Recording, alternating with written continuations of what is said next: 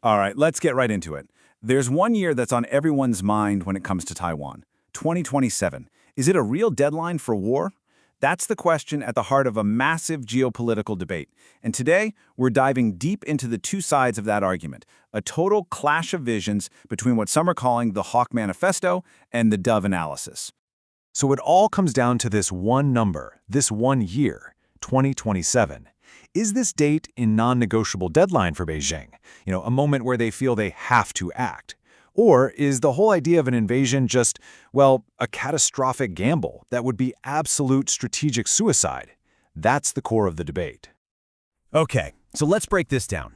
You've got these two completely opposite ways of looking at the world. On one side, you have the Hawks. They see 2027 as this perfect storm, a golden opportunity that will slam shut if they don't take it. But then you have the Doves, and for them, 2027 is a total illusion, a phantom date. They believe acting on it would be nothing short of strategic suicide. So, where do we even start with this debate? Well, the first major point of conflict is geography. The actual physical reality of the Taiwan Strait. Now, everybody agrees an invasion would be incredibly brutally hard, but the real fight is over what hard actually means. Is it just really, really difficult, or is it flat out impossible? And this quote, this really gets to the heart of the Dove argument. Their whole point is, look, you can't talk about grand strategy until you talk about the raw, brutal facts of the Taiwan Strait. So the Doves talk about this 100-mile moat, and it's not just water. You're talking about notoriously nasty weather patterns. You're talking about only just 14 beaches that are even remotely suitable for a massive amphibious landing. And guess what? They're all fortified to the teeth. Taiwan has poured resources into a crazy dense network of anti-ship missiles, basically designed to turn the entire strait into a ship graveyard. And maybe the biggest point of all, the PLA just doesn't seem to have enough of the big amphibious ships you'd need to pull something like this off. But the Hawks say that's completely missing the point. They argue that thinking about a D-Day-style beach invasion is, well, it's thinking about the last war. The plan isn't to slug it out on the sand. No, the plan is all about speed. It's about achieving what's called a fait accompli, a done deal, before anyone in Washington or Brussels can even get their coffee. And this is how they think it would go down, the shock and awe strategy. It starts with what they call decapitation, just overwhelming waves of drones and hypersonic missiles hitting command centers, airfields, harbors, total neutralization. Then bam, a rapid naval blockade to choke the island off. At the same time, you'd have special forces and airborne units dropping in to seize the really critical stuff. The whole goal? It's all over, finito, in less than 72 hours. Okay, but the Doves come right back at this. They say you can't just wish away the geography of hell. A lightning-fast strategy sounds great on paper, but it can't defy the basic laws of logistics. Think about it. To actually take and hold a massive city like Taipei, you need tanks, you need armored vehicles, you need a staggering amount of fuel, ammo, and supplies. All of that has to get across those 100 miles of incredibly hostile water. You just can't sidestep that.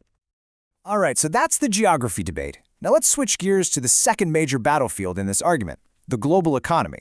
Because here, the two sides have completely different ideas about what would happen the second the first shot is fired.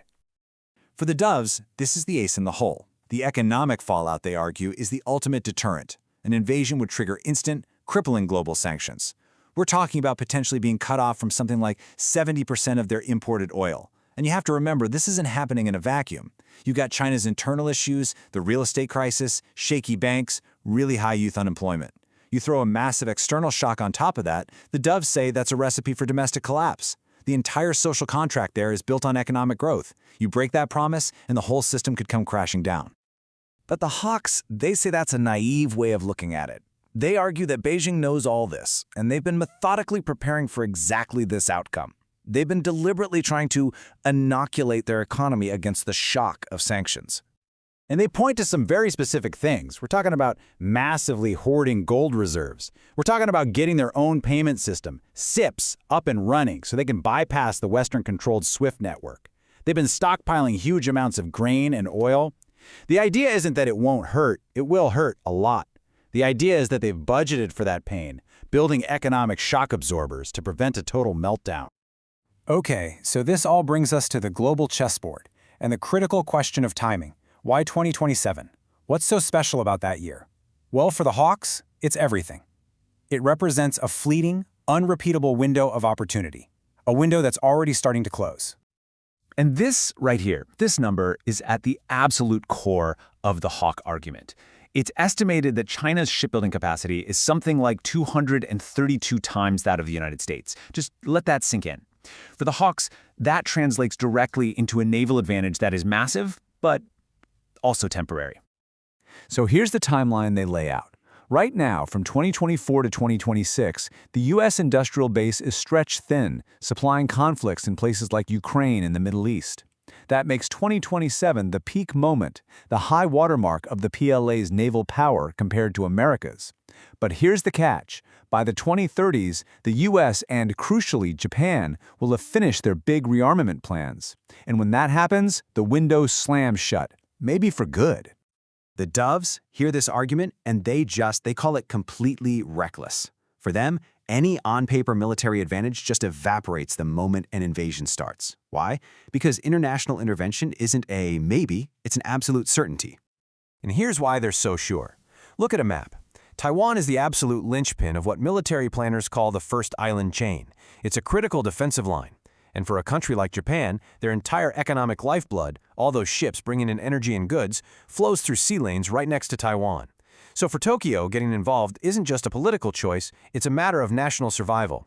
Add in U.S. security treaties, and the Doves say the outcome is a guaranteed catastrophic defeat for Beijing. And that brings us to the big one, the Silicon Shield. We're talking about TSMC, the company that makes the world's most advanced computer chips. And on this point, the two sides are worlds apart. The Dove view: if China attacks, it risks destroying the global chip supply, which would create an unbreakable, furious international coalition against them. But the Hawks? They have a much, much colder calculation. They believe Beijing would rather see TSMC's factories turn to rubble than let them fall into the hands of their enemies. For them, securing Taiwan is more important than preserving its chip fabs. So when you pull all these threads together, you're not just left with two different opinions, you're left with two completely different realities. It all boils down to how each side calculates risk. And they couldn't be more different. And this chart just lays it all out perfectly. For the Doves, the single greatest risk is a failed invasion. They believe it would lead to domestic collapse and the end of the regime. So for them, it's strategic suicide. But for the Hawks, the greatest risk isn't acting. It's not acting. It's letting that window of opportunity close forever. And from that perspective, an invasion isn't suicide, it's a strategic imperative. And so in the end, we're left with this deeply unsettling question. It really gets at the monumental stakes of this whole debate. For a leadership focused above all else on its own survival, which is the greater risk? Is it taking a catastrophic gamble on an invasion? Or is it the risk of standing by and watching a once-in-a-century opportunity just slip away forever?